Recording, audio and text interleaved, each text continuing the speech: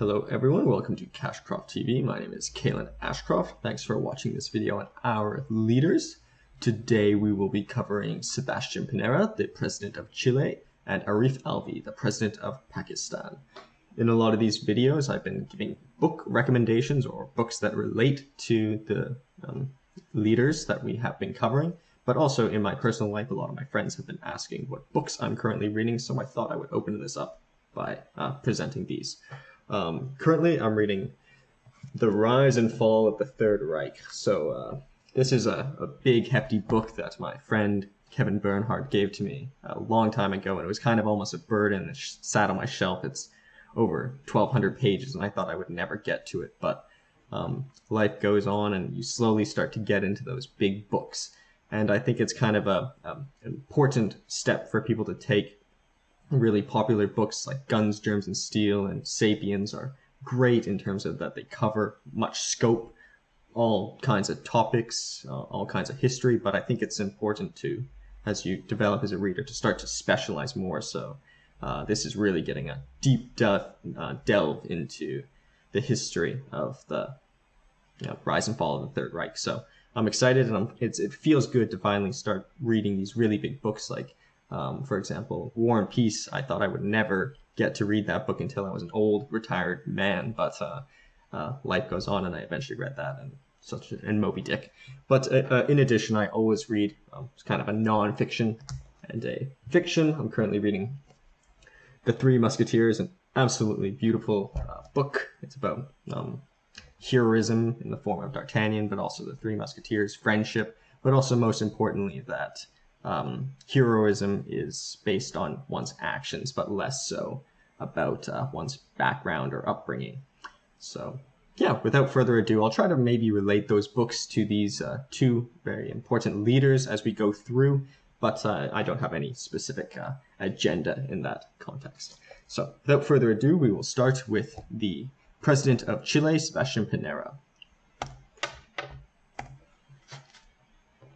So Sebastián Panera is a Chilean billionaire. He's the 33rd president of Chile, served from 2010 to 2014, and he's doing his second term, started in 2018. So he's also the 35th president of Chile. He was born on December 1st, 1949. It's December now, so his birthday just recently passed. He was educated in business, engineering, economics, and he's the son of a politician, and his mother actually has very important historical roots within Chile.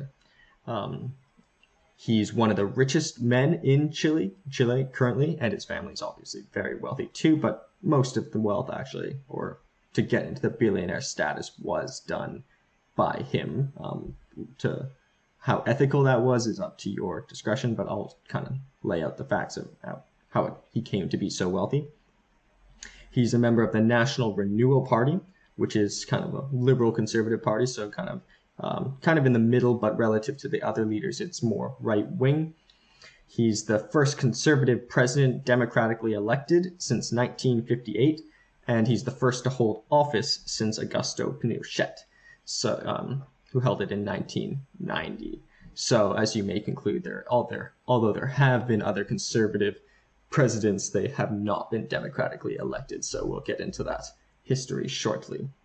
During the social unrest in 2019, there's been people have criticized how powerful the presidential office is, claiming that they should move more entirely to a parliamentarian system, because Parliament essentially has been blocking a lot of the president's actions. We can maybe draw parallels to the United States, where they also have a parliament and a president, where there's often a lot of conflict. But as you know, the United States Constitution was designed as that the presidential office should conflict with the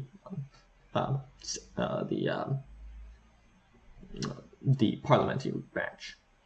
In terms of his early life, where we will start, he's the sixth child of Jose Pinero Carvalho, who was a Christian Democrat politician and diplomat, and Magdalena and Echenique, pardon me for my pronunciation, Rosas, who's mother's great-great-grandmother was the sister of President Anibal Pinto and daughter of Francisco Antonio Pinto, who was a descendant of the penultimate Inca emperor, Huayna Capac. So pretty exciting or important heritage, and we'll talk about the images later, but here's an image of his ancestor on his mother's side. He's the nephew of Bernardino Pinera, who was the oldest living Catholic bishop, but unfortunately for the family, he died in 2020 due to the COVID-19 pandemic. When he was 1 year old, he moved to Brussels, as his father was the Chilean representative there, managing the Chilean external debt. So an important man his father was, but also an interesting experience of travel at a young age. They later moved to New York as his father became the Chilean ambassador to the United Nations. Very exciting. I recently interned with the United Nations, and I'll have a call with the Canadian ambassador to the United Nations, Robert Ray or Bob Ray, shortly. He's went to Colegio del Verbo Divino, which is a college of the Divine Word, where he graduated in 1967, 18 years old, which is a K-12 Catholic all-boys upper mid to high school in Los Condes, Santiago, which is a wealthier area in Santiago. I've actually been to Santiago, which is a very modern-looking city. In terms of tourism, I would actually recommend perhaps Valparaiso. Absolutely, really colorful city, but in terms of working and employment, Santiago is the place to be. He went to the Pontifical Catholic University of Chile, and studied commercial engineering, graduating when he was 22 years old.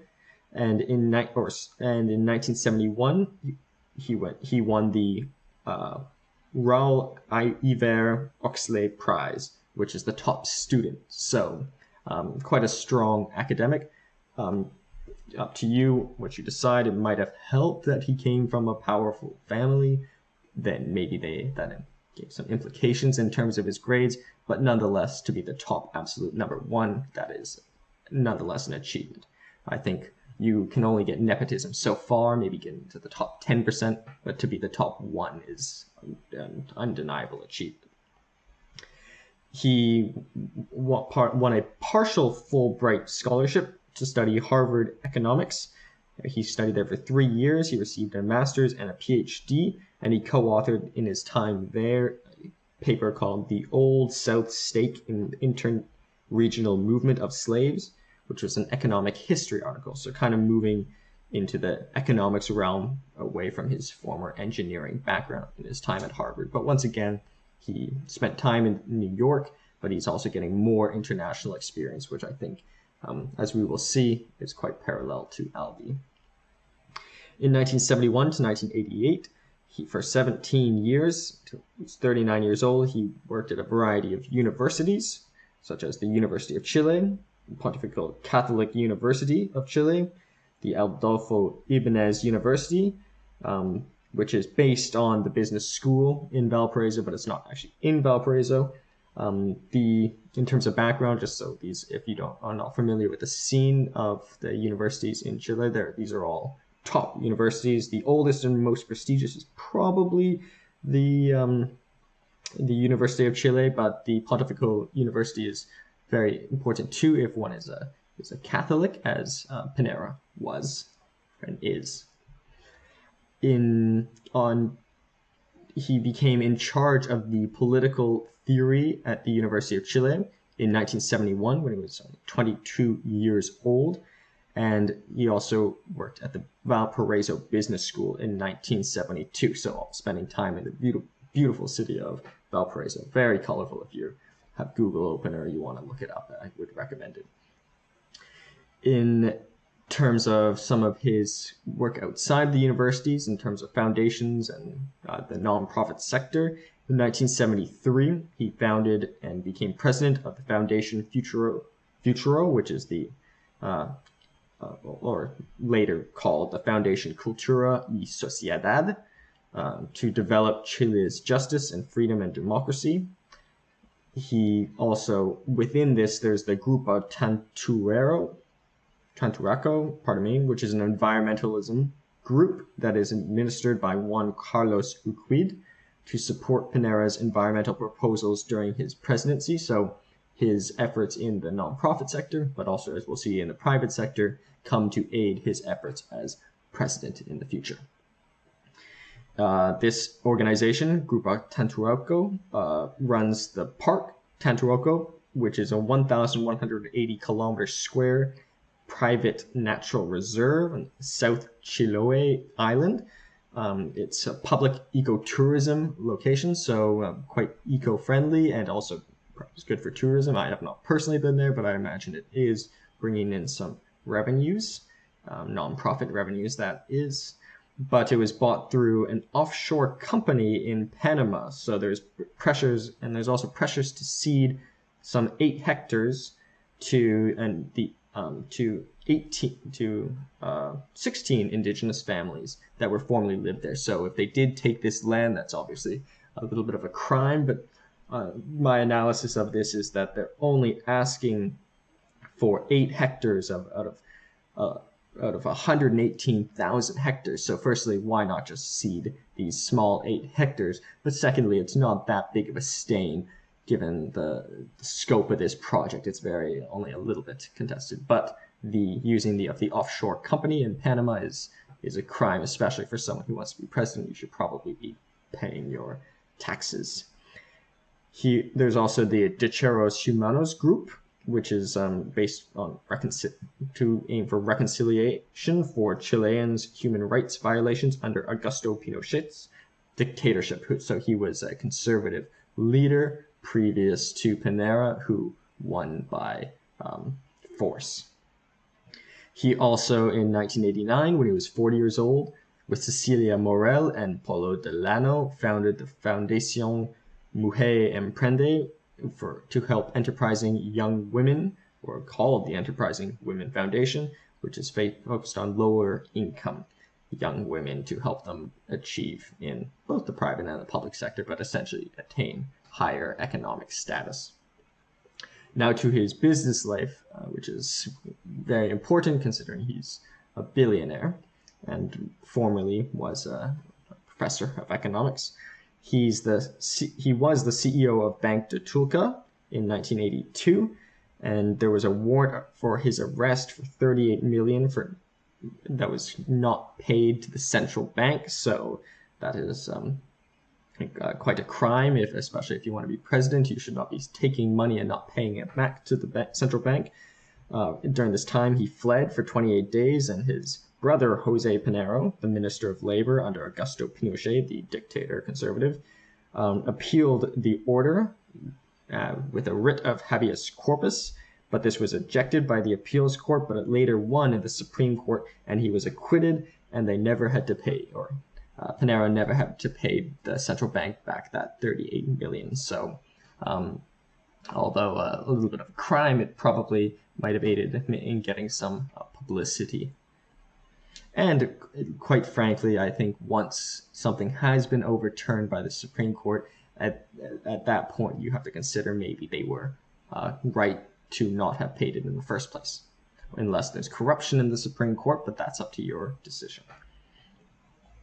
He owned, at various points, 90% of Chilevision, and 27% of LAN Airlines, 13% of Colo Colo, which is a football team, Minor Canero, which is an industrial investments firm or company, Energy Celestic, which is an energy company, and Soquimish, a chemicals company. So all across the spectrum, he has pretty much owned it. Well, not the entire spectrum, but a pretty large spectrum. And also these are very large portions, so making him often case the head or the most powerful of the board of directors.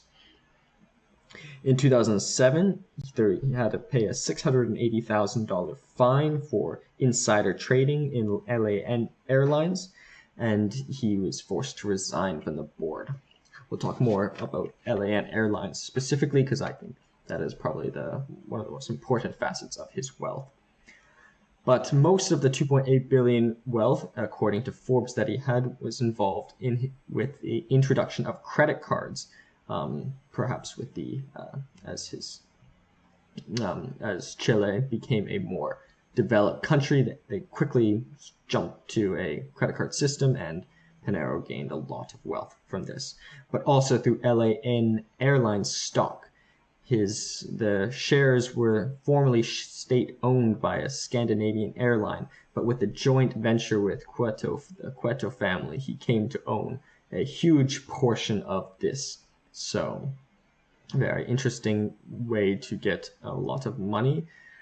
And he sold Chile Vision for $160 million to Time Warner to avoid a conflict of interest in 2010 prior to becoming president.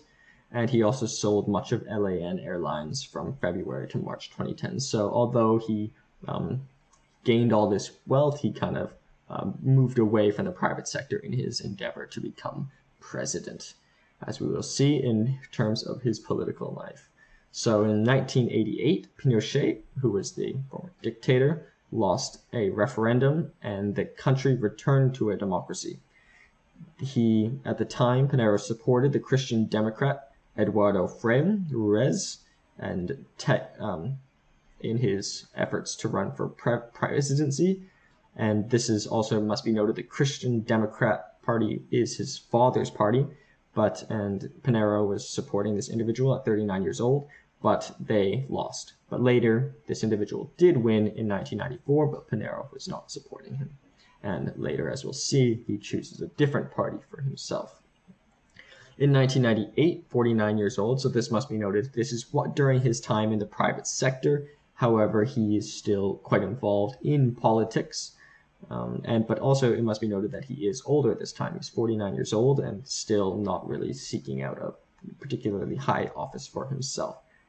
But at this time, he opposed Spanish judge, former Baltasar Garzon's arrest and detention of Augusto Pinochet in London. So this dictator was arrested in London. He thought this was an attack on the sovereignty and dignity of Chile. So this doesn't necessarily mean he supported Pinochet, but although I think there might be a reason to conclude this, but I think it was it felt disrespected that in London and by a Spanish judge, they're arresting a former Chilean leader.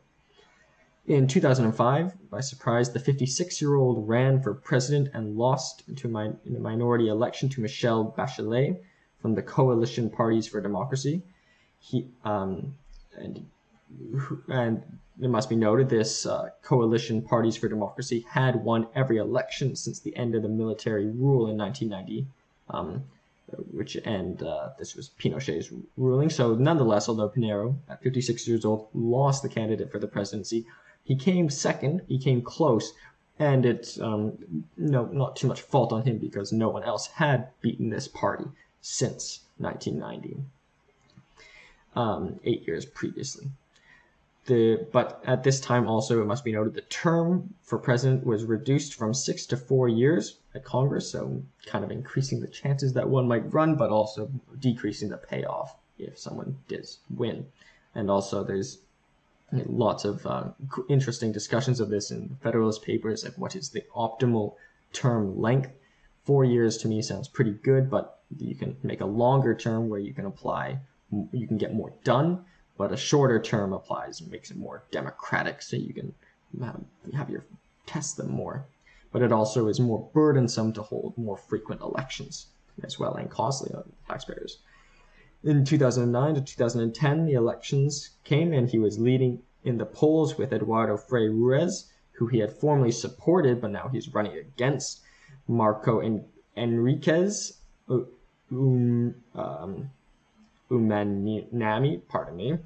and Jorge Arate. But all of these leaders, it must be noted, are more to the left, and Panera was more to the right. So a friend of mine, I was sitting, this is not too much of a tangent, but a group of me and 3 friends, and she said, we all look alike, but it's better to be on the end of the spectrum. Basically, if you're on the end of the spectrum, you can get a lot more leeway. That's also, if pick a number between 1 and 10, always try to pick like an outside number rather than an inside number, so you can get that the infinite range on the other end. So in the first round, he won 44.05% of the votes versus 29.6% to Frey, who he had formerly supported. But this is with a 99.77 vote turnout. It came to a 51.61% versus Frey's 48.39%, and he ultimately won after previously failing in the past. He finally became president in the 2009/2010 elections, 2009/2010, because it ran into 2010 after the failed to reach a majority in the first. His campaign cost $13.6 million, which is a lot, but he's a billionaire, so it's not too much. Some of the slogans were "Delinquency, your party is over," in reference to the coalition party that had won pretty much every single election since Pinochet, and "Small businesses, big opportunities." So interesting. Well, firstly, business focused, of course, coming from a businessman, but small business because coming from a large business owner. He used national TV and YouTube, which interestingly uncommon for a Chilean campaign, included a gay couple, which was quite unheard of, and Panera himself isn't gay, but for a Catholic, that is kind of an interesting thing to do. He advocated for increasing education rates and improve international relations with Peru. As we have seen in the previous lecture on Castillo, perhaps you can draw some parallels. Lots of interesting things going on in Peru, particularly draw parallels. But first, so after winning, he was the first right wing in 52 years, and he's also the first billionaire to become president. When he became president, he suspended his membership with the National Renewal Party. This is actually required that a president be not from a specific party, so it's kind of more of a formality. He's probably still loyal to the National Renewal Party, but interestingly not the Christian Democrat Party, which his father was formerly part of, and Frey, who he formerly supported. He, as mentioned, had many stock sell-offs when he became president, causing Santiago to suspend the Santiago Stock Exchange to actually have to suspend operations 3 times. Axion, his holdings tripled in value and then dropped 39%, and $700 million of his $1.2 billion holding company. So that's a big portion of his investments. But the Axion holds his LAN stock, but nonetheless causing huge fluctuations on the stock market, not only because of change in presidency, but because of his huge stock sell-offs are causing huge changes in volume. He did not sell his stake, or he said he would not sell his stake, 12.5 stake in Blanco y Negro, which owns Colo-Colo. He says, "We want to still do big things and not local victories with the football team," or soccer, as they call it in America, in Canada. And he became president when he was 61 years old, or turning 61, his 61st year. His cabinet had an average age in his first term of 49 years old, 16 men and 6 women. So kind of as we've seen, he does nonprofit with women, and it's for pretty good women representation. It's not 50-50, but it's something.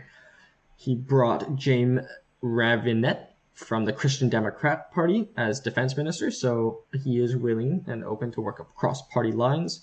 He also had a memorandum calling for all members to renounce positions in private companies, so he did it himself, or most of it, so he's calling others to do so too, which I think he is kind of,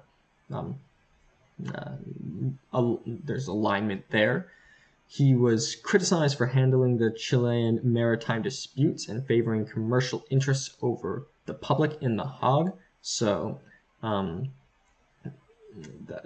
a little bit of criticism at that time, but nonetheless, he was also criticized for pushing of Harold Main, one of Nichols, over Nichols of the Chilean Football Club Board, who was formerly one of leaders in the Colo Colo. So there was he's kind of getting his own football interests involved in the through his presidency. But nonetheless, in the 2010 World Cup, they shook hands, and the guy he replaced gave him a pretty cold look. So maybe is he abusing his power? Perhaps, but it's like not to degrade it, but it's football. It's not necessarily the end of the world. And it must be noted that Michelle Bachelet, who formerly beat him in his first run for presidency, has good relationships with both. So maybe it might have been the best decision, and it wasn't based on friendship in Panera's own case, and he just did it because it was what was best. In the 2017 election, in the first round, he got 36%, which was the highest, and the second round he beat Alejandro Guillet with 54% of the votes, and Alejandro Guillet was a television news anchor and represented Michelle Bachelet's Nuevo Mayor coalition. So this party came back and he beat them, and he although they had a different representative, he beat them as well. I must say this news anchor does have a lot of fame, but it would be quite difficult to beat this incumbent billionaire who has roots to the Incan emperors, or the penultimate Incan emperor. So I think pretty impressive that this news anchor did even manage to come up with them. So there might be much stronger waves in terms of leftism arising, but nonetheless not sufficient to beat Panera. In 2019, in his second presidency, there were protests for the poor economy, and they had to deploy the Chilean army to prevent destruction of public property, calling a state of security law. Andres Chadwick was impeached for damages to eyes because the protesters had their eyes damaged. The supporter of Pinochet, Andres Chadwick, was a supporter of Pinochet dictatorship and previously appointed president of the Catholic Students Association. So a friend of his was quite damaged in terms of his career through this calling of the state of emergency, but nonetheless, Panera was largely unscathed. At this point, he had a 9% approval rating, and which increased to a 13% approval rating, but a 73% disapproval rating as of June 1st, 2020. So there's been movements to impeach him, as we'll see, but nonetheless, he's on his second term and he's still there. During the COVID-19 pandemic, so getting quite recently now, he was the country ranked 50th and 31st place for cases per million and deaths per million, which they've got criticism for, but I do note here the country is 41st in terms of GDP. So if it's 31st place in terms of death per million, it's actually outperforming its GDP. On the other hand, being 50th in cases per million, it's got more cases than its GDP, but it's population differences as well here, but I think it's performing quite in par with its GDP. So, and it also has been, they had banned events over 500 people, and it's had one of the fastest vaccination rates in South America. In the Pandora Papers in 2021, it was found that he made a 1,000% profit for a family through a mining company that required government approval. The business manager says this was done by the business manager, that Panera was not aware of this deal, which could be perhaps true. I think he's kind of maybe moved on from the private sector and has his own concerns as the presidency, or maybe he's still trying to get more wealth for his family. That could be possible too. And there was an impeachment effort, and it passed through the parliament, but it failed to get 2/3 in the Senate, kind of similar to the United States system, where it goes to the House of Representatives and then it's got to get the Senate with 2/3. But so his impeachment failed. And that brings us up to today. And in terms of his personal life, he's known for his jokes and informal behavior. Some say political scientist Oscar Godes says is he trying to gain sympathy? Perhaps, but I think it's kind of kind of nice being a billionaire, to be kind of looser, and coming from a powerful family to be looser and almost necessary. Whereas if you come from maybe a more less privileged background, maybe you have to be more upright, adroit. He's got criticism for the quote, "When a lady says no, it means maybe. When she says maybe, it means yes. And when she says yes, she is not a lady." In a visit to Mexico, which is a little bit of a sexist thing to say, but nonetheless, we see that he does select quite a few women on his cabinet, and he does have involvements with the nonprofit women's charities. He was the only head of state to sit at the White House desk, according to Obama, and he later joked that his daughter's studying in the United States, and he studied in America, or his daughter was born in America, so he kind of had a right to sit at the White House desk. He's a member of DC's Inter-American Dialogue, which is a think tank.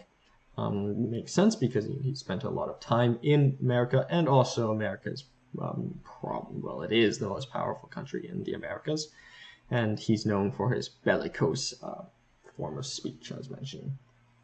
He married Cecilia Morel in 1973 when he was 24 years old. She was born in 1954, making her 5 years younger, so therefore 19 when they married.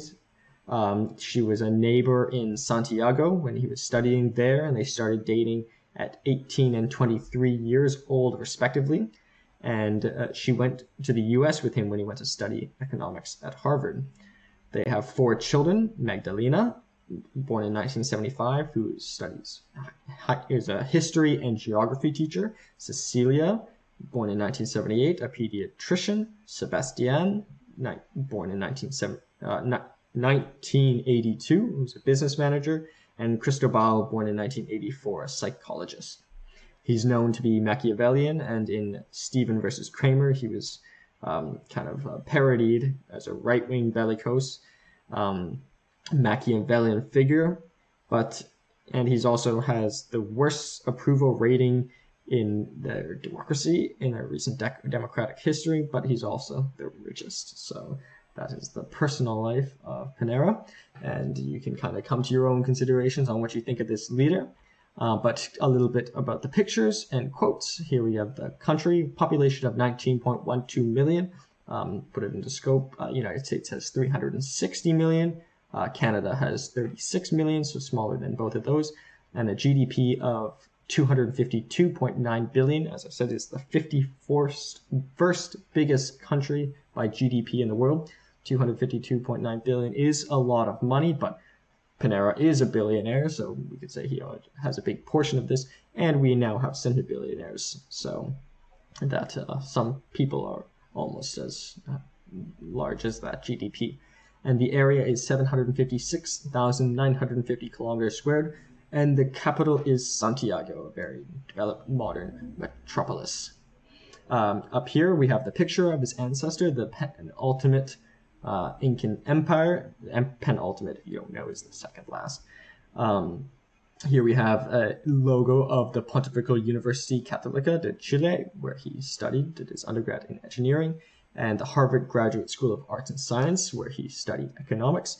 And lastly, the logo of the National Renewal Party, different from his father's party and the Catholic Party, but nonetheless, he renounced his affiliation with the party, as the president must do, but nonetheless, that is his party.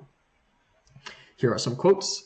"No child should be left behind. I've heard this from President Obama, and here we say in Latin America, no country should be left behind." So I like that quote. First, it shows good relationship with America, particularly Obama, but also a respect for his own country in Chile, and to bring uplifting of all countries. As we saw, they want to improve their international relations with Peru. "We've got to move beyond the idea that public and private sectors are at odds. Government has to lay the groundwork for private equity to productively invest in things like education. It's a partnership, not a battle." So it makes sense, maybe perhaps in electing a more conservative leader, that's what they expected, and a billionaire. But note here, by private equity just means any sort of private equity, not the, if you're familiar, private equity like a big private equity equity fund, but he would still probably advocate for that. But obviously more right-wing beliefs here economically. I would say that the U.S. has overlooked Latin America. Their priorities have always been somewhere else, and that is a problem, and that is a mistake. So as someone who is United States educated and someone who works with a think tank in D.C., he's trying to perhaps bring more U.S. investment and more U.S. focus on Chile, which I think is an important thing to do, just as it is Brazil is a very large country too, and Mexico is also a very large country too, but the United States is the largest, so it's important, and that seems to be his primary focus. So that is the life of Sebastián Piñera as we know it today. We'll move to Arif Alvi, and then we'll talk a bit more about him in the comparison. So Arif Alvi was born on August 29th, 1949, making him 72 years old.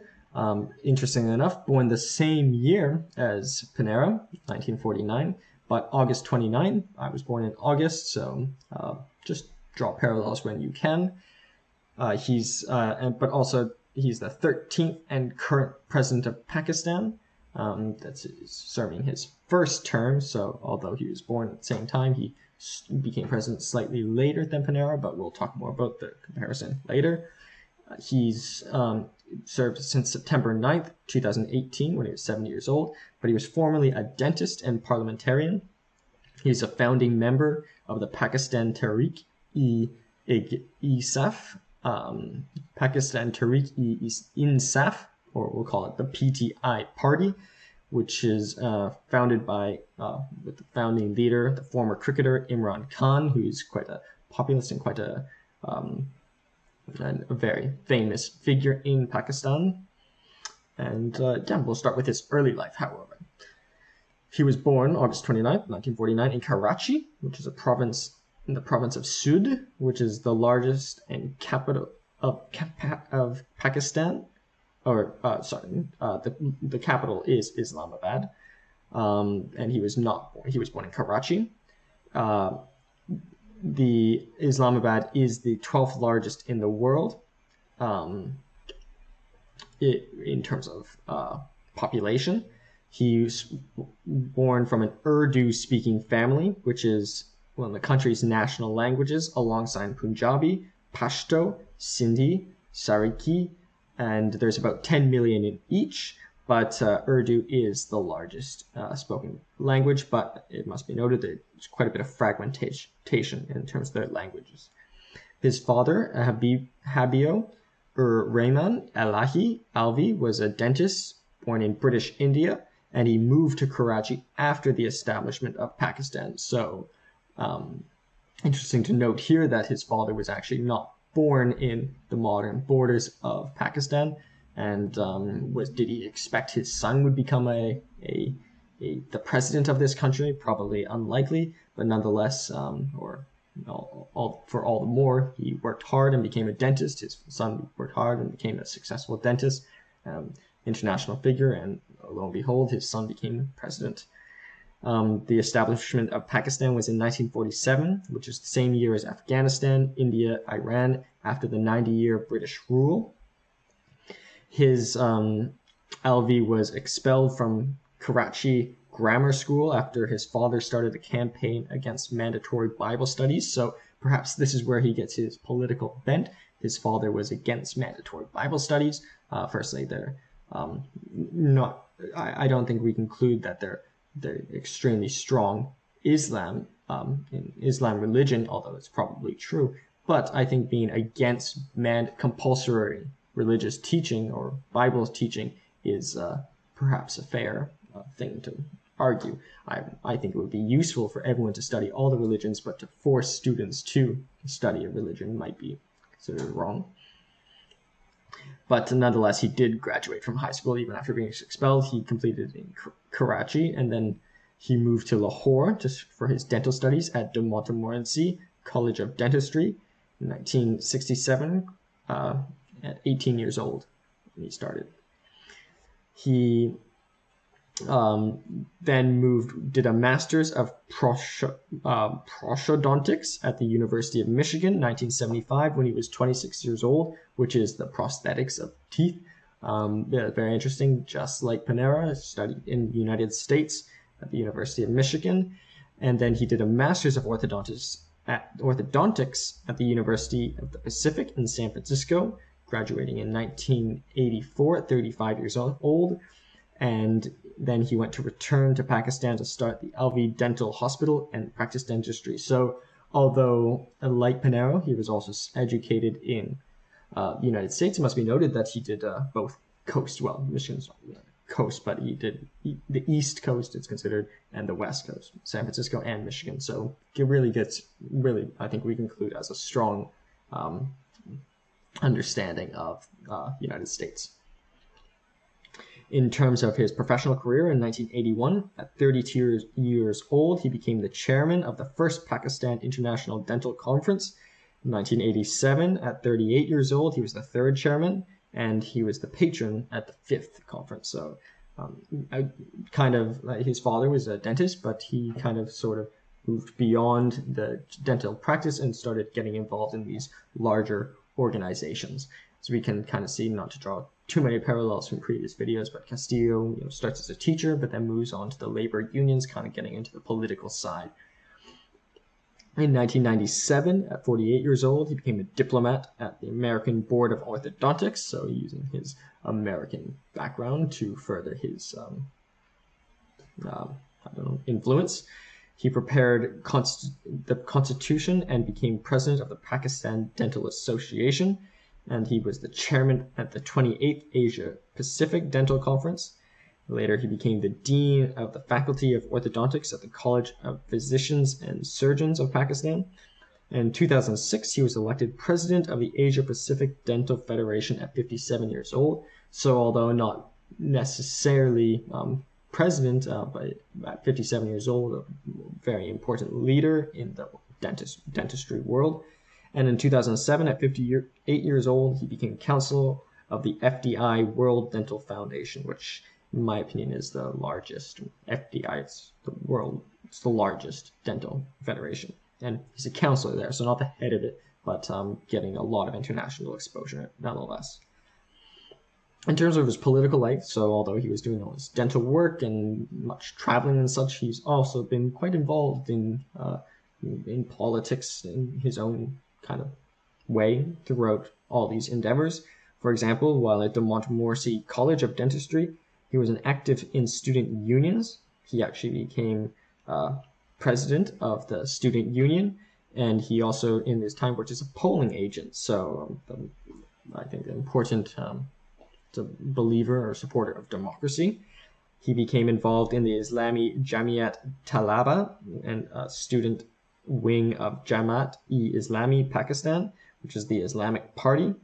He opposed Ayub Khan, the army general who seized presidency from Iskandar Mirza, who was the second president. And during this protest, Alvi was shot twice in Lahore. And at 1969, 20 years old, and he still to this day has a bullet in his body. So obviously not afraid to show his beliefs, like his father, who got him banned from Karachi Grammar School. He ran for a seat in the Provincial Assembly of Sindh, which is the province he was from, Karachi is in, and became candidate for the JI in Karachi in 1979, and he was unsuccessful. So 30 years old. 30 years old is kind of seen recommendations by Plato and Adolf Hitler to get involved in politics after 30.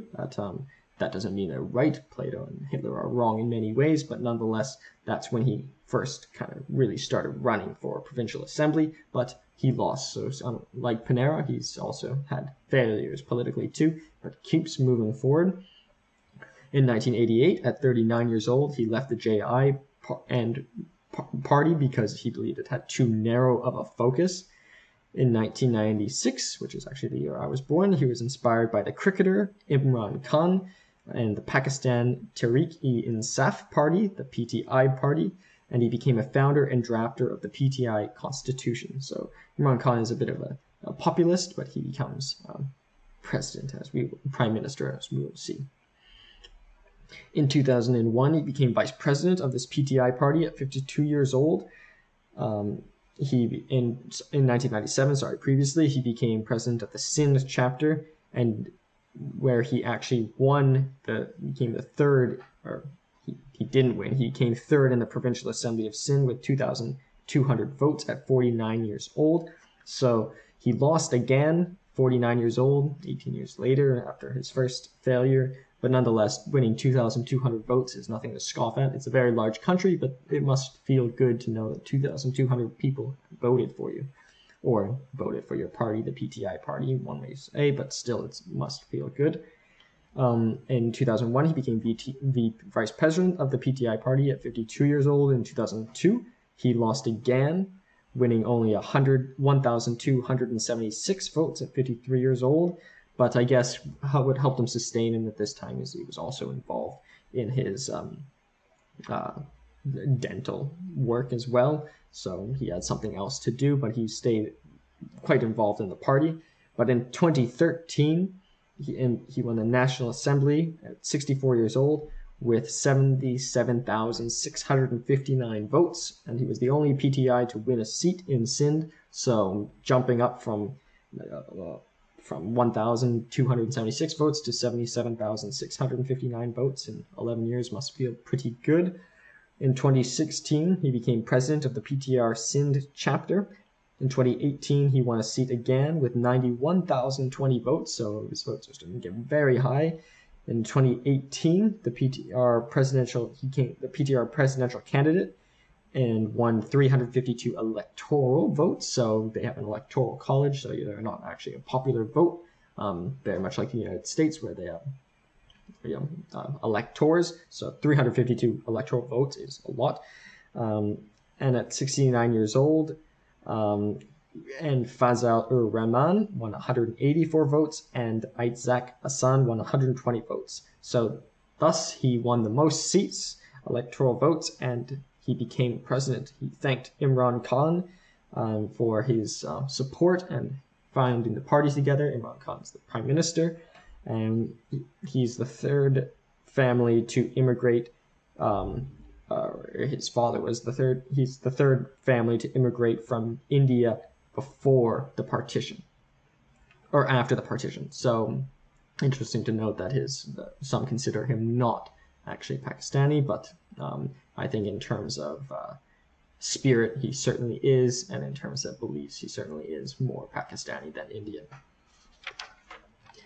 In terms of his presidency, which has not been too long, since 2018, he has started an initiative for artificial intelligence and computing, the PIAIC 2018, which is a non-profit education. They also focus on blockchain, the Internet of Things, and cloud computing. And they aim to target 100,000 students within a year. However, it hasn't quite hit that as far as I know, but nonetheless, it's an important focus on education, but also modern technologies, which I don't think is surprising because dentists are often very well educated, and I think it's definitely the truth for Alvi.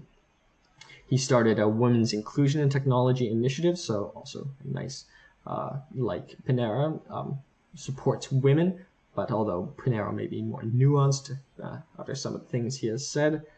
His first visit was to the Ministry of Maritime Affairs to kind of get a picture of his agenda.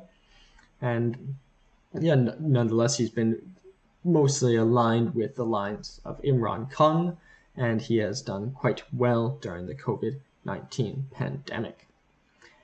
In terms of his personal life, he married Samina Alvi, and they have 4 children. I couldn't find it to be when he was married and when he had, or how old his children are. I think he keeps his personal life a little bit more private.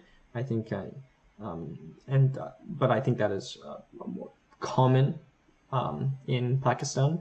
So, but nonetheless, I think he's a good family man. There's pictures of them all taken together, and I think he's a generally good guy. He got tested positive for COVID-19 in March 2021, after he had already received his first dose, but he survived well. And yeah, it'll be exciting to see what he continues to do. His in terms of his 4 children, he has 3 daughters and 1 son. He is and in terms of also his personal life, he does have a brother and a sister. I'd also note that I have a brother and a sister, which I think helps make one balanced. If you have, firstly, no brother and sister, you can obviously become socialized by making friends at school or sports or other activities. Band, I did play band, I loved it. But having a brother and sister is like having a constant female and male socialization, so important. And outside, he also used to, I don't know if he still plays, but he likes squash, cricket, and interestingly enough, hockey. So lots of outdoor sports, but also team sports, which might make him an effective politician. And it does. And I think cricket, if he played cricket, he connects well with Imran Khan, who is a former cricket player. So in terms of the quotes and images here, the population, 220.9 million people, so almost or over 10 times the size of Chile, but nonetheless, GDP 263.7 billion puts it just slightly above in terms of GDP. So 10 times the population, slightly higher GDP. You can do the math. It's per capita much less. The area is 881.913 kilometers squared, so quite close, just slightly larger in terms of area too, as compared to Chile. And the capital is Islamabad. Up here we have the logo of his, I believe this was the Montemorency College of Dentistry, but I might have got it wrong, but I think that is it. Below is the logo of the University of Michigan, where he did his master's in prosthetics. And below is the University of the Pacific in San Francisco, where he further studied orthodontics in the United States. Below is the logo of the FDI, World Dental Federation, where he was a counselor, which is pretty much the highest body of dentistry in the world. And to the left of that is the Pakistan Tehreek-i-Insaf, the PTI party, which he co-founded and has served with Imran Khan. As for the quotes, Pakistan is at the tipping point of change due to prudent policies of the present government, which will transform the course of its destiny, ushering in an era of unprecedented progress and prosperity. So much confidence in his government, much confidence in his party, and I think that's why him and Imran Khan get well so together, because they support each other and they really believe in their party and the government as a whole. And also newer technologies, as we've seen. We do not believe in war and want to solve problems through dialogue. Instead of war, we should focus on education and health. So firstly, advocating for peace, but also further showing 2 key agenda items for him, education and health. If you hear of an outbreak of this is a tweet that he requoted from Prophet Muhammad, which I think is a nice quote by Prophet Muhammad, but also has implications for the pandemic. If you hear of an outbreak of the plague in a land, do not enter it. But if the plague breaks out in a place where you are in it, do not leave the place. So wisdom from Prophet Muhammad, but also showing his tendency towards Islam. So yeah, and that is Alvi, and let's move to the comparison. So just kind of a general slide here, just the 2 names. They both had a strong career outside of politics, one in business and as a professor, and Alvi in the dental world. So, but obviously those are 2 very different fields, but nonetheless, there's a quote by a former Canadian member of Parliament that you don't become a leader to be great, you become great to be a leader. So these people both kind of achieved the pinnacle of success in their own respective careers before going in to become president. The difference is that Panera has strong political roots, a descendant of the penultimate Inca Empire, a father who is a member of parliament. However, Alvi, his father was not even born in the modern borders of Pakistan, so quite a different background there. Nonetheless, both of their fathers were rather well-to-do. Alvis was a dentist, and Panera's was a businessman and parliamentarian. A similarity, as we've seen, they were both U.S. educated, which has had a big influence on their policies, and they're both quite modern thinkers. And Alvi is very focused on artificial intelligence and blockchain, whereas Panera is focused on, in promoting the private sector and bringing in private equity, but also international investments. Despite their age, both being 72 years old, which is obviously a similarity. So, yeah, I guess the takeaway here, and to connect it with the books, is that there is no definite career. I think the most common is that many of these leaders were through the law. However, both these leaders were not lawyers. They were both completely different fields, and both of them probably, maybe less so for Panera, didn't necessarily have their eyes on presidency. They were kind of focused on their own domain for the largest portion of their life. But lo and behold, they both became heads of state. So if any of you hope to be heads of state, never give up and maybe start dreaming today. So yeah, thank you for watching this video, and I hope you continue to support. Thanks. Bye.